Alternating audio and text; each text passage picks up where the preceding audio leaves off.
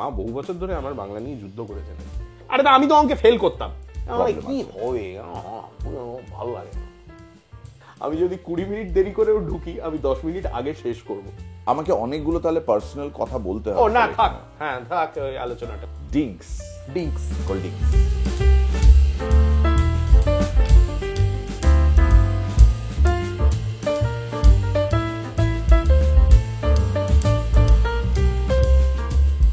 আমাদের দুজনকে এক ফ্রেমে দেখে যদি কেউ আমাদের দুজনকে স্টোরি টেলিং ইন বেঙ্গলি তার করণ অর্জুন বলে ডাকে, मेरे करण अर्जुन आएंगे, তোমার কি খুব ভালো লাগবে, ডিমিনিং লাগবে, মানে what goes through your mind? Because some people do.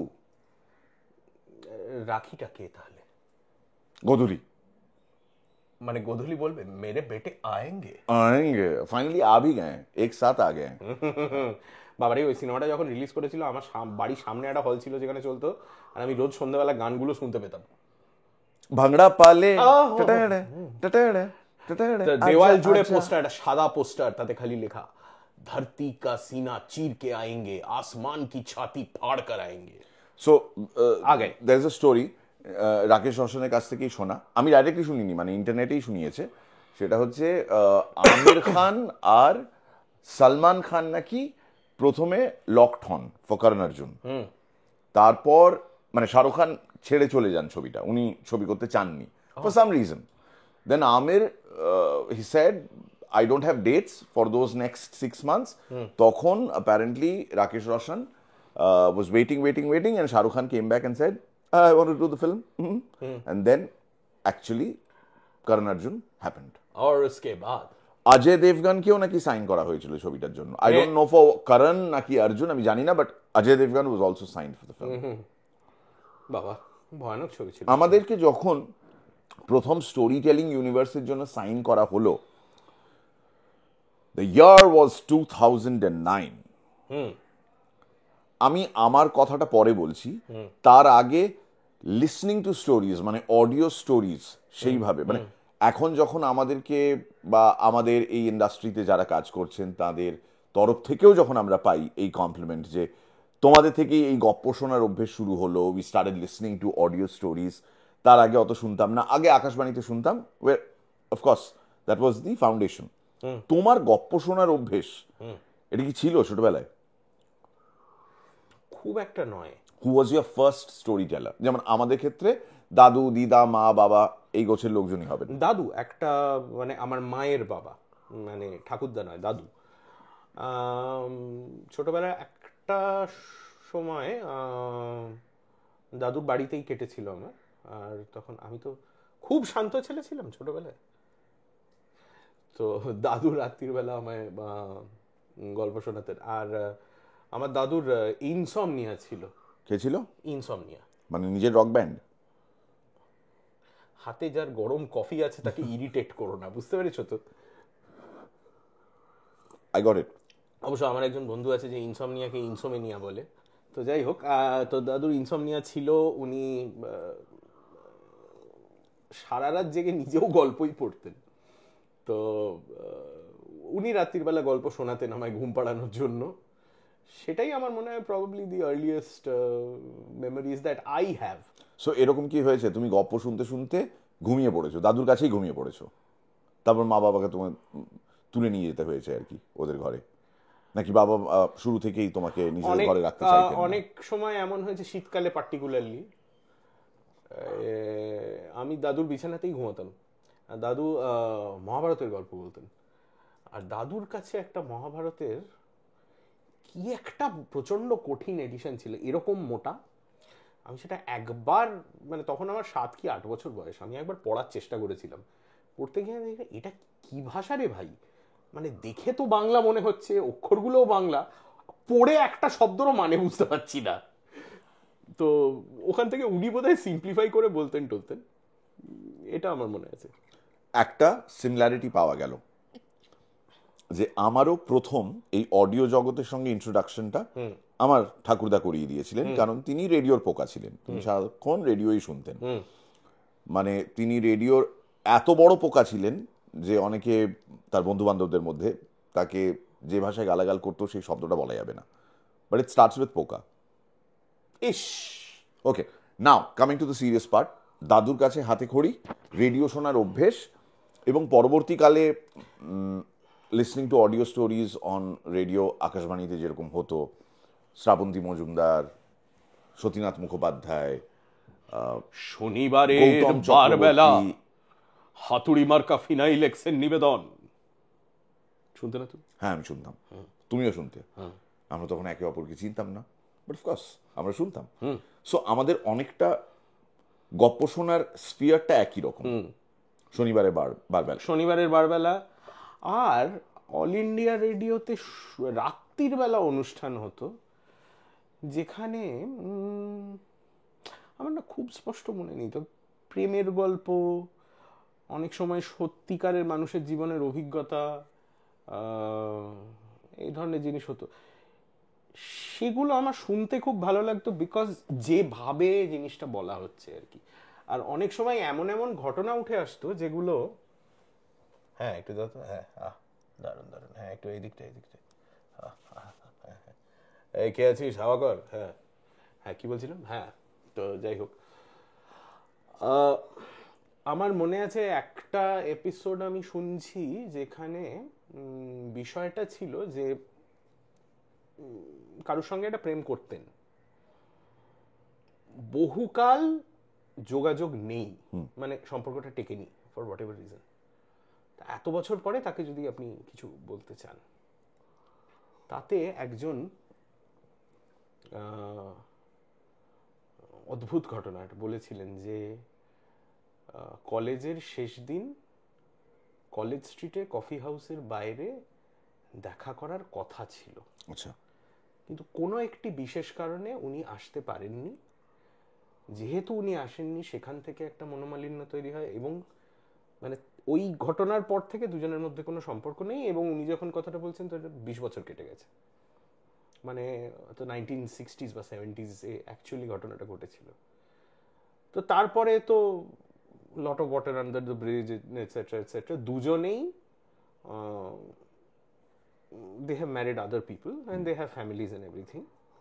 তবে এইটাই বলতে যে মানে আমি ইচ্ছে করে তোমায় সেদিন ডিচ করিনি, এই মেসেজটা দেওয়ার জন্য একজন ফোন করেছিলেন। তারপর যার উদ্দেশ্যে বলছেন তিনিও ফোন করেন। তারপরে এইটা একটা অদ্ভুত, মানে দারুণ লাগতো এগুলো শুনতে। আর যারা রাত্রির বেলা অনুষ্ঠানগুলো সঞ্চালনা করতেন, আমি জানি না কেন, আমার মনে হয় যারা রেডিও শোনেন, রাতে যারা শোনেন, তাদের সঙ্গে সঞ্চালকদের একটা বিশেষ সম্পর্ক তৈরি হয়। আই থিঙ্ক আমার যেটা প্রথম শিক্ষা, তোমার ক্ষেত্রেও হয়েছে, আই থিঙ্ক যখন আমরা রেডিওতে কাজ করলাম, আমরা 19টা বছর, অ্যাকচুয়ালি যদি দেখি আমরা দুজনে 19টা বছর কলিগ ছিলাম, আমরা একসঙ্গে কাজ করেছি, এবং এই 19 বছরে অনেক কিছু শেয়ার করেছি। 19 বছরে আমাদের জীবনে অনেক কিছু হয়েছে, কিন্তু 19 বছরে আজ পর্যন্ত অন ক্যামেরা এরকম রেকর্ডেড ডকুমেন্টেশন নেই যেখানে তুমি আর আমি বসে স্টোরি টেলিং বা বাংলা স্টোরি টেলিং এর ইউনিভার্সটা নিয়ে কথা বলছি। না, There's never এটা been কখনো anything. হয়নি, There's never been anything এটা like কখনো this. হয়নি। রেডিওতে আমার মনে হয় প্রথম শিক্ষার মধ্যে যেটা একটা থাম রুল ছিল যে এটা ভীষণ পার্সোনাল একটা মিডিয়াম, এবং এটা একটা relationship building process through the airwaves between your listener and you.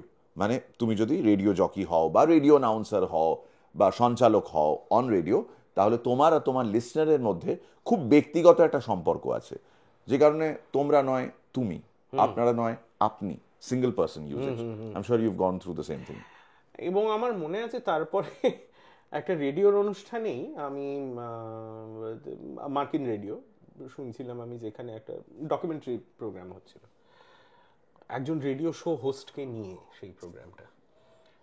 সেখানে একজন এটা বলেছিলেন যে radio creates a very false sense of intimacy. বিশেষ করে ধরুন রাত্রির বেলা একা অন্ধকারে আপনি একটা অনুষ্ঠান শুনছেন, সেটার একজন সঞ্চালক রয়েছেন, শুনতে শুনতে এটা মানুষ ভুলে যায়, আমাদেরও হয় এটা, যে এটা একটা অনুষ্ঠান চলছে। শুনতে শুনতে মনে হতে লাগে যে এই যে লোকটা কথা বলছে এ আমার সঙ্গেই কথা বলছে। এবং তারপরে খানিকটা মোহভঙ্গ হয় যখন আপনি অনুষ্ঠানে ফোন করেন, আর যে মানুষটা এতক্ষণ প্রচণ্ড সঞ্চালনের সময় ভেরি ওয়ার্ম, সে যখন ফোনটা তোলে হ্যালো, তখন মনে হয় কী হলো, গলার টোনটা কেমন একটা পাল্টে গেল না, এই লোকটা এতক্ষণ একরকমভাবে কথা বলছিল, এখন এরমভাবে কথা বলছে কেন? That is radio. It's a theatre of the mind. আমরা এটা যেখানে কাজ করতাম সেখানে বড় করে ফলকে লেখা ছিল, and we really use to honour this. But it's true যে গত 19 বছরে বা 20 বছরে যেটা হয়নি সেটা আজকে অ্যাকচুয়ালি প্রথমবার হচ্ছে। আর আমরা না ওই টিপিক্যালি যেভাবে ভ্লগ শ্যুট করা হয় বা যেভাবে একটা ইন্টারভিউ শ্যুট করা হয় টেলিভিশনের জন্য, you have makeup and lots of lights, এরকম কিছু কিন্তু স্ট্রাকচার নেই। We just casually put on the camera and we are talking, which brings us to this fact, এই যে ক্লোজনেসটা। কদিন আগেই দীপ আমাকে পুরনো একটা ব্যোমকেশ শোনাচ্ছিল, এবং ব্যোমকেশ আর অজিতের কনভারসেশনটা শোনালো, একটা স্নিপেট শোনালো, আমাকে জিজ্ঞেস করলো এই গল্পের নাম কি, বলতে পারিনি। কিন্তু গল্পটা আমি বলে দিই। গল্পটা ছিল পথের কাঁটা, যেখানে গল্পের শুরুতে ব্যোমকেশ আর অজিতের মধ্যে একটা তর্ক চলছে, যেখানে ব্যোমকেশ বলছে যে অনুমান প্রত্যক্ষ প্রমাণের থেকে অনেক বেশি জোরালো, আর সেটা অজিত স্বাভাবিকভাবে কিছুতেই মানতে রাজি নয়। তো ব্যোমকেশ ফাইনালি প্রচণ্ড ফ্রাস্ট্রেটেড হয়ে গিয়ে জানলার বাইরে একটা চড়াই পাখি বসেছিল, তার দিকে আঙুল দেখিয়ে বলে, আচ্ছা ওই যে চড়াই পাখিটা ও কি চাই বলো তো? অজিত চমকে যায়, কারণ এটা একটা আউট অফ কনটেক্সট। হ্যাঁ, কে চড়াই? ও ওই চড়াই পাখিটা ও তো বাসা বানাতে চায়। ব্যোমকেশ বললো, কি করে জানলে? প্রমাণ কি? অজিত প্রমাণ আবার কি, ও তো মুখে কুটো নিয়ে বসে আছে। বললো, মুখে কুটো থাকলেই প্রমাণ হয়ে যায় যে বাসা বানাতে চাইছে? হ্যাঁ, আহা, এই মেকআপ, হ্যাঁ এই ফাউন্ডেশনটা একটু দেখে নাও। হ্যাঁ কন্টিনিউ। হ্যাঁ, এটা খুব ডিস্ট্র্যাক্টিং। হ্যাঁ, তো এবার অজিত বুঝতে পারে যে অজিত ফেঁসে গেছে। না মানে এটা হচ্ছে আমার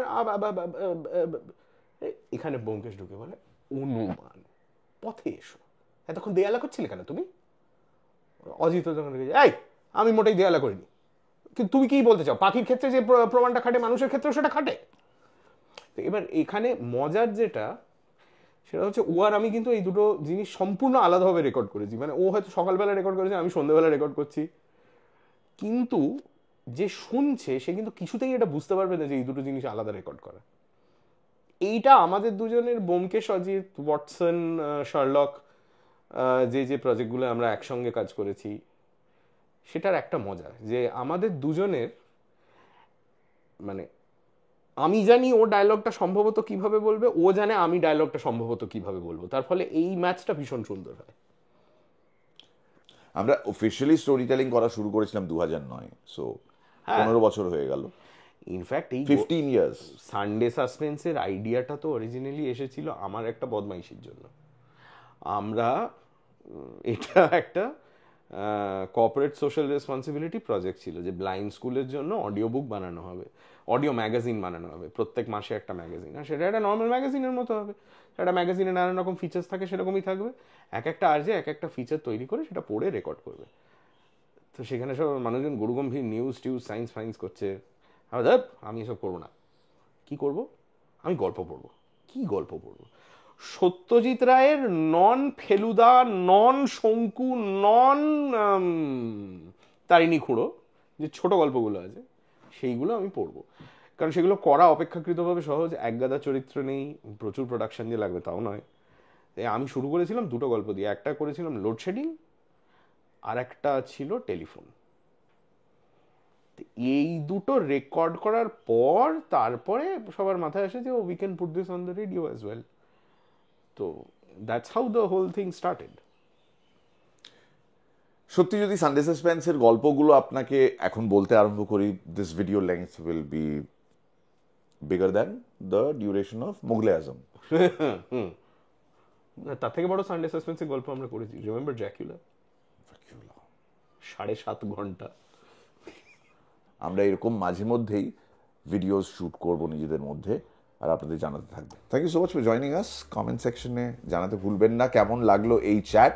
কপমিরের থেকে রেগুলারলি আসবে